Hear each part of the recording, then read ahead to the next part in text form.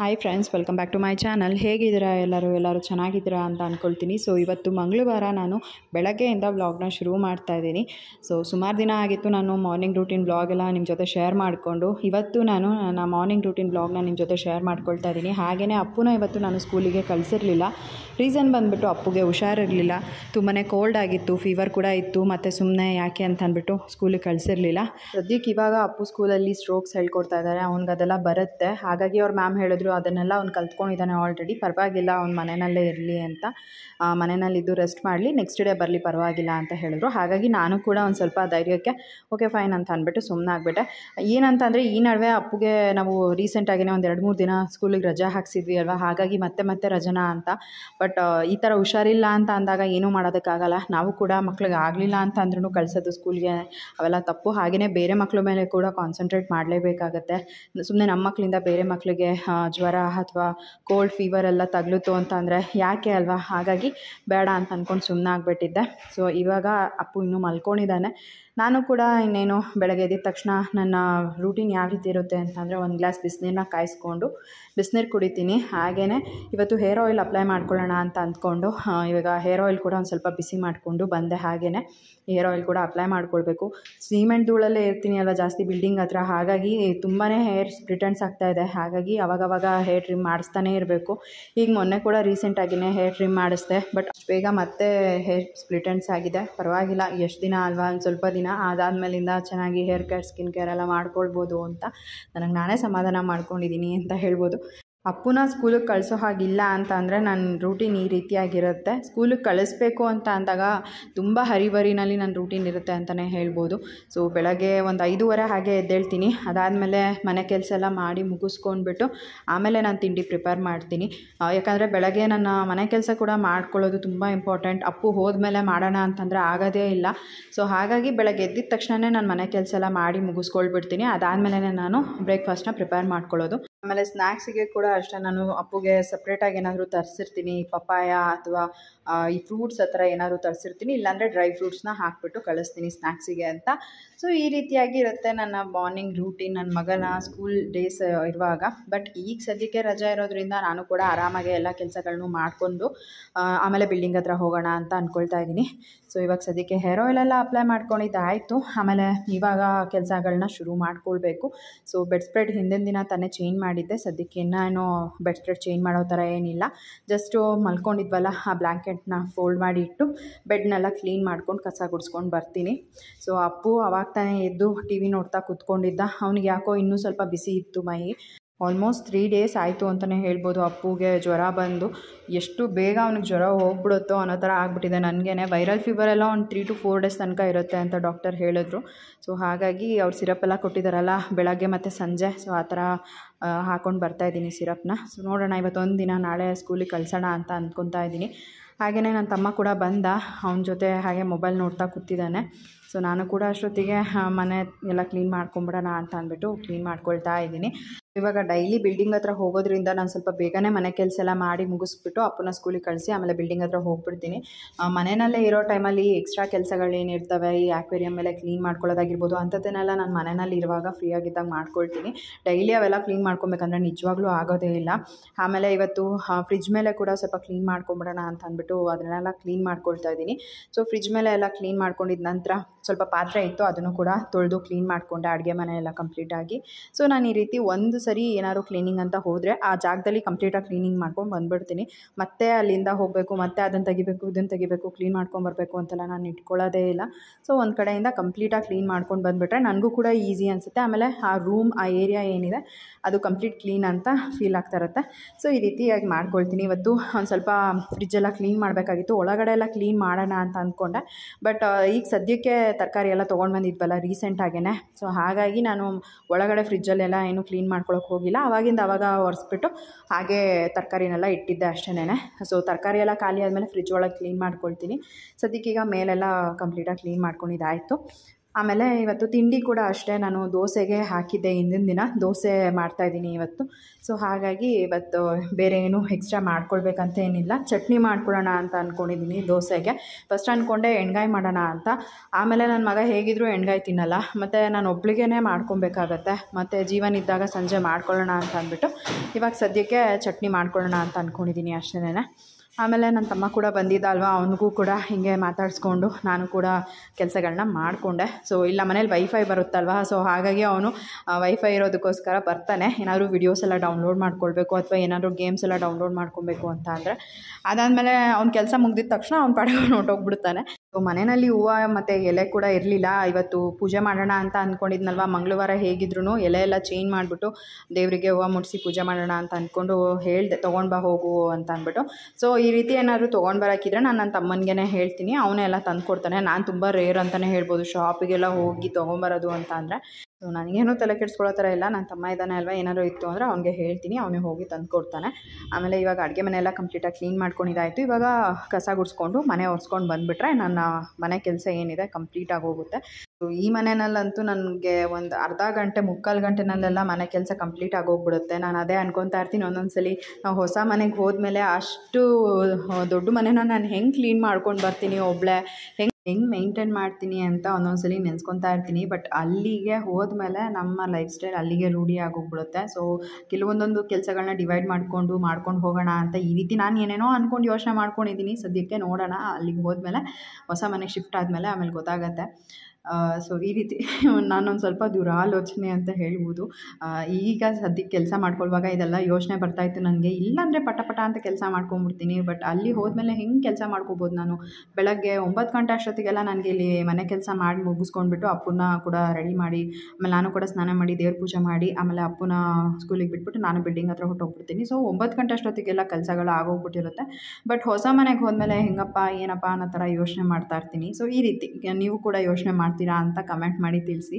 ಅಂದರೆ ನಾವೀಗ at present ಬಿಟ್ಬಿಟ್ಟು ಸ್ವಲ್ಪ ಜಾಸ್ತಿ ದುರಾಲೋಚನೆ ಮಾಡೋದು ಅಂತಲೇ ಹೇಳ್ಬೋದು, ಅದರಲ್ಲಿ ನಾನು ಕೂಡ ಒಬ್ಳು ಅಂತ ಹೇಳ್ಬೋದು.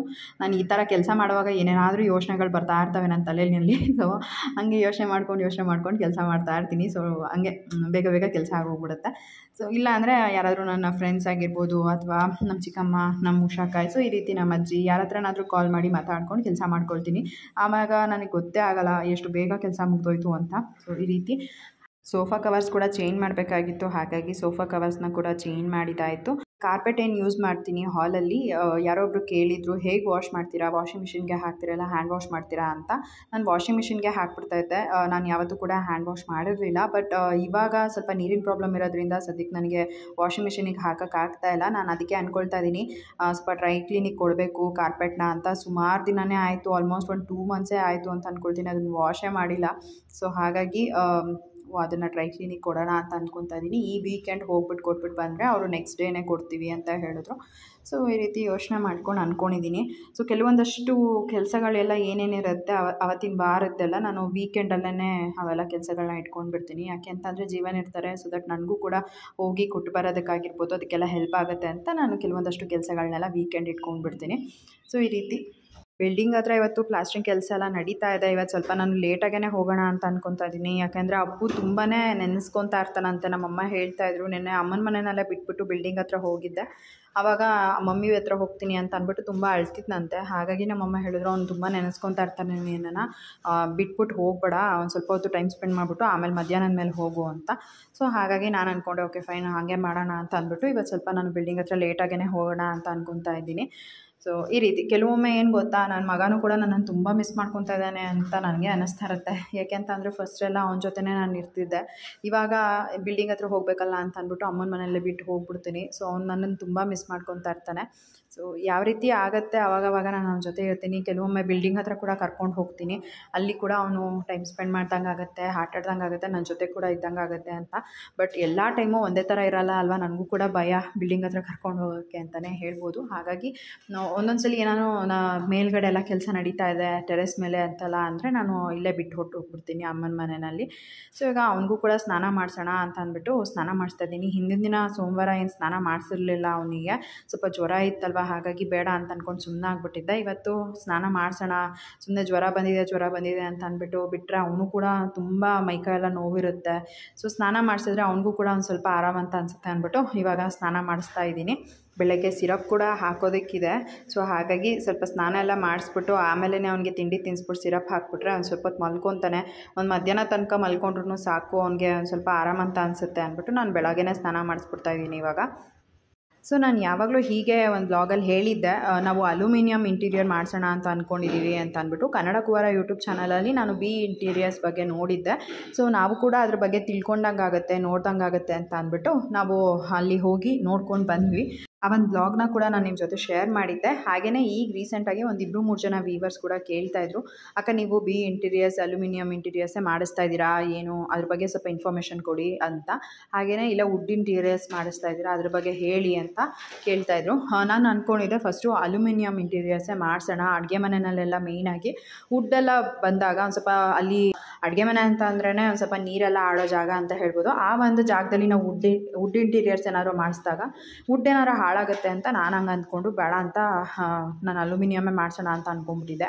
ಬಟ್ ಆಮೇಲೆ ನನ್ನ ಫ್ರೆಂಡ್ ಹೇಳಿದ್ರು, ಇಲ್ಲ ಬೇಡ, ವುಡ್ಡಲ್ಲೂ ತುಂಬ ಒಳ್ಳೆ ಕ್ವಾಲಿಟಿ ವುಡ್ಗಳೇ ಸಿಗುತ್ತೆ, ನೀವು ಅದನ್ನು ಯೂಸ್ ಮಾಡ್ಕೊಳ್ಬೋದು. ಆಮೇಲೆ ನನಗೂ ಕೂಡ ಯಾಕೋ ಅದ್ರ ಬಗ್ಗೆ ಅಷ್ಟಾಗಿ ಇನ್ಫಾರ್ಮೇಷನ್ ಸಿಗ್ತಾ ಇರಲಿಲ್ಲ ಅಲ್ಯೂಮಿನಿಯಂ ಇಂಟೀರಿಯರ್ಸ್ ಬಗ್ಗೆ. ಆಮೇಲೆ ನಾನು ಅಂದ್ಕೊಂಡೆ ಓಕೆ ಫೈನ್, ಇನ್ನೂ ಟೈಮ್ ಇದೆಯಲ್ಲ ಬಿಡು, ಅದ್ರ ಬಗ್ಗೆ ನೀಟಾಗಿ ನೋಡಿಕೊಂಡು ವಿಚಾರಿಸ್ಕೊಂಡು ಅದಾದಮೇಲೆ ಡಿಸೈಡ್ ಮಾಡೋಣ ಅಂತ ಅಂದ್ಕೊಂಡು ಸುಮ್ಮನಾಗ್ಬಿಟ್ಟಿದ್ದೀವಿ. ಸದ್ಯಕ್ಕೆ ನಾನು ಇವಾಗ ನಮ್ಮದು ದೇವ್ರ ಮನೆ ಮೇಲೆ ಏನು ಗೋಪುರ ಥರ ಎಲ್ಲ ಬರಬೇಕು ಅಂತ ಅಂದ್ಕೊಂಡು ನಾನು ಕಾರ್ಪೆಂಟರ್ನ ಕೇಳಿದ್ದೆ. ಸೊ ಅವರು ಅದ್ರ ಬಗ್ಗೆ ಎಲ್ಲ ಪ್ಲ್ಯಾನ್ ಕೊಟ್ಟಾಗ ನಾನು ಹಿಂಗೆ ನಮ್ಮನೆಗೆ ಏನೇನೆಲ್ಲ ಪ್ಲ್ಯಾನ್ ನಾವು ಅಂದ್ಕೊಂಡಿದ್ದೀವಿ ಅದಕ್ಕೆ ಕೂಡ ಕೊಟೇಷನ್ ಎಲ್ಲ ಕೇಳಿದ್ವಿ, ಎಷ್ಟಾಗುತ್ತೆ ಏನು ಎಲ್ಲ ನೋಡ್ಬಿಟ್ಟು ಹೇಳಿ ಅಂತ. ಸೊ ಅವರು ಕೂಡ ಒಂದಷ್ಟು ಡೀಟೇಲ್ಸ್ ಎಲ್ಲ ಕೊಟ್ಬಿಟ್ಟು ಎಷ್ಟಾಗುತ್ತೆ ಕಾಸ್ಟ್ ಅಂತೆಲ್ಲ ತಿಳಿಸಿದ್ರು. ಸೊ ನನಗೆ ಅಲ್ಯೂಮಿನಿಯಂ ಇಂಟೀರಿಯರ್ಸ್ಗೆ ಕಂಪೇರ್ ಮಾಡಿಕೊಂಡ್ರೆ ವುಡ್ ಇಂಟೀರಿಯರ್ಸಲ್ಲಿ 1 ಲಕ್ಷ 1.5 ಲಕ್ಷ ಜಾಸ್ತಿ ಆಗುತ್ತೆ. ಅದು ಬಿಟ್ಟರೆ ನಮಗೆ ವುಡ್ ಫಿನಿಷಿಂಗಲ್ಲೇ ಜಾಸ್ತಿ ಚೆನ್ನಾಗಿ ಕಾಣೋದು ಅಂತ ನನಗೆ ಪರ್ಸ್ನಲಿ ಹಂಗೆ ಅನ್ನಿಸ್ತು. ಸೊ ನಾನು ವುಡ್ ಇಂಟೀರಿಯರ್ಸೇ ಮಾಡೋಣ ಅಂತ ಅನ್ಕೊತಾ ಇದ್ದೀನಿ. ಬಟ್ ಜೀವನ್ ಹೇಳ್ತಾ ಇದ್ದಾರೆ ಇಲ್ಲ ಅಲ್ಯೂಮಿನಿಯಮ್ಗೆ ಹೋಗೋಣ ಅಂತ. ಸೊ ಇವಾಗ ಸ್ವಲ್ಪ ಕನ್ಫ್ಯೂಷನ್ಸ್ ಇದೆ, ಏನು ಮಾಡೋದು ಅಂತ ಅಂದ್ಬಿಟ್ಟು ನಮಗೂ ಕೂಡ ಅಷ್ಟಾಗಿ ಕ್ಲಾರಿಟಿ ಇಲ್ಲ. ಸೊ ನೋಡೋಣ, ಇನ್ನೂ ಟೈಮ್ ಇದೆಯಲ್ಲ, ಡಿಸೈಡ್ ಮಾಡೋಣ ಅಂತ ಅಂದ್ಕೊತಾ ಇದ್ದೀವಿ. ಸೊ ಈ ರೀತಿ. ಆಮೇಲೆ ಇನ್ನೊಂದು, ನೀವು ಯಾವಾಗ ಗೃಹಪ್ರವೇಶ ಮಾಡ್ತೀರಾ, ಯಾವ ಮಂತಲ್ಲಿ ಮೋಸ್ಟ್ಲಿ ನೀವು ಮಾಡ್ಬೋದು ಹೇಳಿ ಅಂತ ಕೇಳ್ತಾಯಿದ್ರಿ. ನಾವು ಅಂದ್ಕೊತಾ ಇರೋದು ಬಂದುಬಿಟ್ಟು ಈ ದಸರಾ ಹಬ್ಬ ಆದಮೇಲೆ ಅಂತ ಅಂದ್ಕೊಳ್ತಾ ಇದ್ವಿ. ಅಂದರೆ ಕಾರ್ತಿಕ ಮಾಸ ಆ ಥರನೇ ಮಾಡೋಣ ಅಂತ. ಅದಾದಮೇಲೆ ಶೂನ್ಯ ಮಾಸ ಬಂದುಬಿಡುತ್ತೆ. ಸೊ ಶೂನ್ಯ ಮಾಸದಲ್ಲಿ ಯೂಶ್ವಲಾಗಿ ನಾವು ಯಾವುದೇ ಕಾರ್ಯಗಳನ್ನು ಮಾಡೋದಿಲ್ಲ, ಶೂನ್ಯ ಮಾಸ ಕಳೆದ ಮೇಲೆ ಮಾಡಬೇಕಾಗತ್ತೆ. ಸೊ ಶೂನ್ಯ ಮಾಸ ಕಳೆದ ಮೇಲೆ ಅಂತಂದರೆ ನಮಗೆ ತುಂಬ ಲೇಟಾಗಿ ಹೋಗ್ಬಿಡುತ್ತೆ. ಹಾಗಾಗಿ ನಾವು ಅಂದ್ಕೊತಾ ಇರೋದು ಕಾರ್ತಿಕ ಮಾಸದಲ್ಲೇ ಮಾಡೋಣ ಅಂತ ಅಂದ್ಕೊಂಡು ಕಾರ್ತಿಕ ಮಾಸದಲ್ಲಿ ಗೃಹಪ್ರವೇಶನ ಮಾಡೋಣ ಅಂತ ಡಿಸೈಡ್ ಮಾಡ್ಕೊಂಡಿದ್ದೀವಿ. ಸೊ ನೋಡೋಣ, ಅಷ್ಟು ಬೇಗ ಕೆಲಸಗಳೆಲ್ಲ ಮುಗಿಯುತ್ತಾ ಅಂತ. ಸೊ ಮೇಯ್ನಾಗಿ ಅದೇ ಅಂತ ಹೇಳ್ಬೋದು. ಕೆಲಸಗಳೆಲ್ಲ ಬೇಗ ಕಂಪ್ಲೀಟ್ ಆಗೋಗ್ಬಿಟ್ರೆ ನಮಗೂ ಕೂಡ ಯಾವುದೇ ರೀತಿ ಟೆನ್ಷನ್ ಇರೋಲ್ಲ. ಬಟ್ ನಮಗೆ ಕಾರ್ತಿಕ ಮಾಸದಲ್ಲಿ ನಾವು ಗೃಹಪ್ರವೇಶ ಮಾಡ್ತೀವಿ ಅಂತಂದರೆ ತುಂಬ ಟೈಮ್ ಇದೆ ಅಂತಲೇ ಹೇಳ್ಬೋದು. ಸೊ ಆರಾಮಾಗಿ ಆಗುತ್ತೆ ಅಂತ ನಾವು ಕೂಡ ಅಂದ್ಕೊಂಡಿದ್ದೀವಿ. ಇನ್ನೇನು ಪ್ಲಾಸ್ಟ್ರಿಂಗ್ ಕೆಲಸ ಕೂಡ ಆಲ್ಮೋಸ್ಟ್ ಆಲ್ ಆಗ್ತಾ ಇದೆ. ಹೀಗೇ ಸ್ವಲ್ಪ ಲೇಬರ್ಸ್ ಎಲ್ಲ ಬೇಗ ಬಂದು ಕೆಲಸಗಳೆಲ್ಲ ಕಂಪ್ಲೀಟ್ ಮಾಡಿದ್ರು ಅಂತ ಅಂದರೆ ಮೋಸ್ಟ್ ಪ್ರಾಬಬ್ಲಿ ಇನ್ನು 1 ಮಂತಲ್ಲೆಲ್ಲ ಪ್ಲಾಸ್ಟ್ರಿಂಗ್ ಕಂಪ್ಲೀಟ್ ಆಗೋಗ್ಬಿಡ್ಬೋದು. ನೋಡೋಣ ಹೇಗಾಗುತ್ತೆ ಅಂತ. ಅದಾದಮೇಲೆ ನಾವು ಗ್ರಾನೈಟ್ ಎಲ್ಲ ಹಾಕಿಸ್ಬೇಕು. ಗ್ರಾನೈಟ್ ಎಲ್ಲ ಅವರು 1 ಮಂತಲ್ಲಿ ಹಾಕ್ಕೊಟ್ಬಿಡ್ತೀವಿ ಅಂತ ಹೇಳಿದ್ದಾರೆ. ಸೊ 1 ಮಂತ್ ಆಗುತ್ತೆ ಗ್ರಾನೈಟ್ ಹಾಕೋಕ್ಕೆ ಅಂತ ನಾವು ಹಂಗೆ ಅಂದ್ಕೊಂಡಿದ್ದೀವಿ. ನೋಡಬೇಕು, ಅವರು 1 ಮಂತ್ ಅಂತ ಹೇಳಿದ್ರೆ ಮೋಸ್ಟ್ ಪ್ರಾಬಬ್ಲಿ 1.5 ತಿಂಗಳು ಆಗ್ಬೋದು. 1.5 ತಿಂಗಳು ಅಂತಲೇ ನಾವು ನಮ್ಮ ಮೈಂಡಲ್ಲಿ ಫಿಕ್ಸ್ ಆಗಿರೋದು. ಸೊ ಅದಾದಮೇಲೆ ವಾಲ್ ಪಟ್ಟಿ ಹಾಕಬೇಕು, ಆಮೇಲೆ ಇಂಟೀರಿಯರ್ಸ್ ಎಲ್ಲ ಹಾಕಬೇಕು. ನಾವು ಅಂದ್ಕೊಂಡಿರೋ ಪ್ರಕಾರ ಕಾರ್ತಿಕ ಅಷ್ಟೊತ್ತಿಗೆ ಆಲ್ಮೋಸ್ಟ್ ಆಲ್ ಎಲ್ಲ ಕೆಲಸಗಳು ಆಗುತ್ತೆ ಅಂತ. ನಾವು ಕೂಡ ಬೇಗ ಕೆಲಸಗಳೆಲ್ಲ ಕಂಪ್ಲೀಟ್ ಮಾಡಿ ಅಂತ ಹೇಳ್ತಾ ಇದ್ದೀವಿ ಗಾರೆ ಕೆಲಸದವ್ರಿಗೆ. ಸದ್ಯಕ್ಕೆ ಅವರು ನಮಗೆ ಪ್ಲಾಸ್ಟಿಕ್ ಕೆಲಸ ಎಲ್ಲ ಮಾಡಿ ಬಿಲ್ಡಿಂಗ್ ಬಿಟ್ಕೊಟ್ಬಿಟ್ರೆ ಸಾಕು, ನೆಕ್ಸ್ಟು ಬೇರೆ ಕೆಲಸ ಮಾಡಿಸ್ಕೊಳ್ಬಹುದು.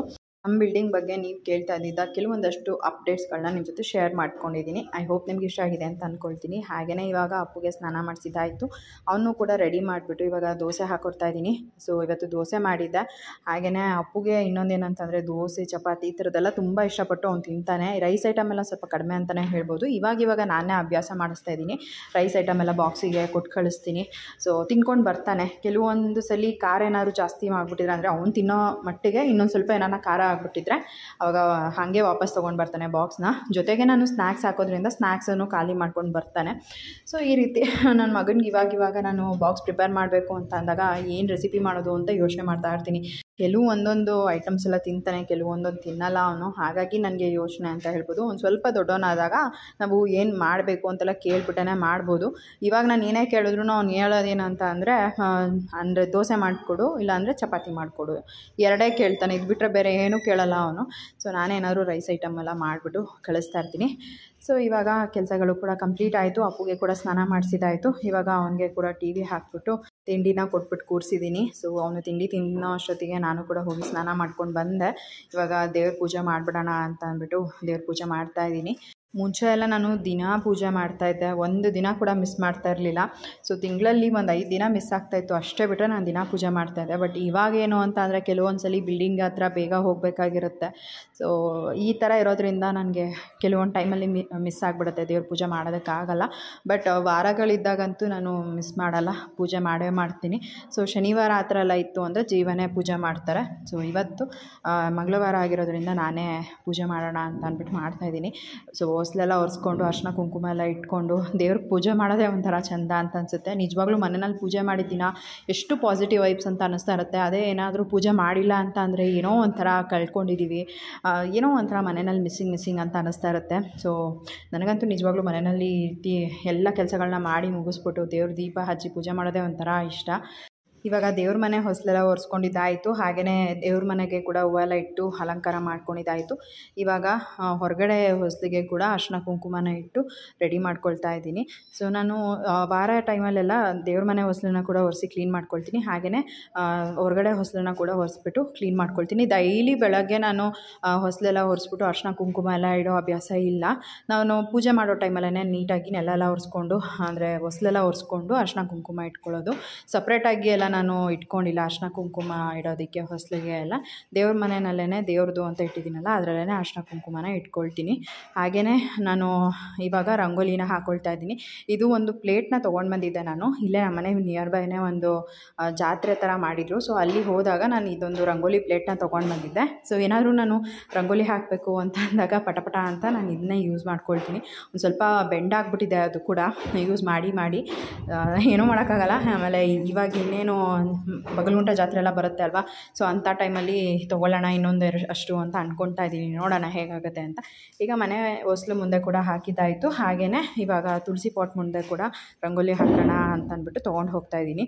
ಸ್ವಲ್ಪ ಡಿಸ್ಟರ್ಬೆನ್ಸ್ ಆಗ್ತಾ ಇರ್ಬೋದು, ನಾನು ಇಲ್ಲಿ ಬಿಲ್ಡಿಂಗ್ ಹತ್ರನೇ ವಾಯ್ಸ್ ಓವರ್ ಕೊಡ್ತಾ ಇದ್ದೀನಿ. ಹಾಗಾಗಿ ನಿಮಗೆ ಏನಾದರೂ ಸ್ವಲ್ಪ ಡಿಸ್ಟರ್ಬೆನ್ಸ್ ಅನಿಸ್ತಾ ಇದ್ದರೆ ಸಾರಿ.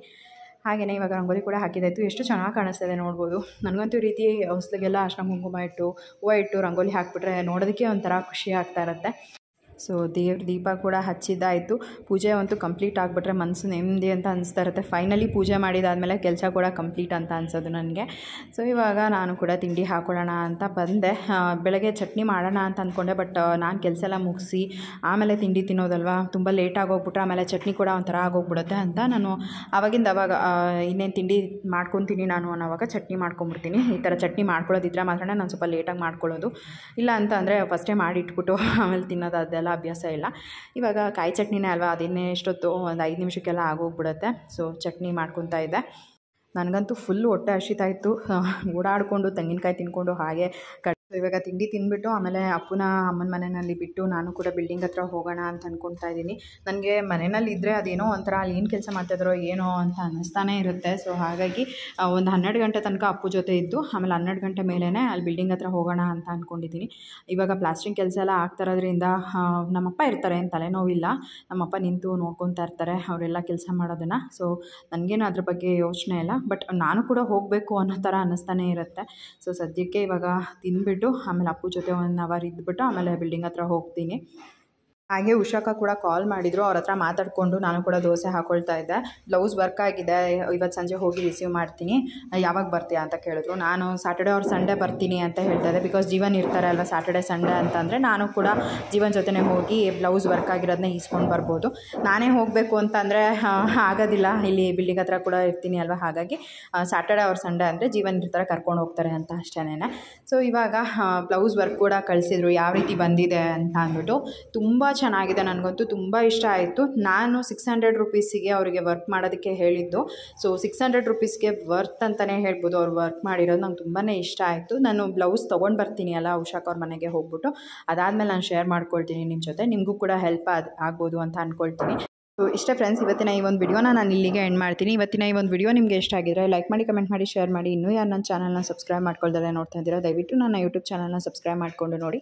ಸಿಗೋಣ ಮುಂದಿನ ವಿಡಿಯೋನಲ್ಲಿ. Thanks for watching. ಬಾಯ್.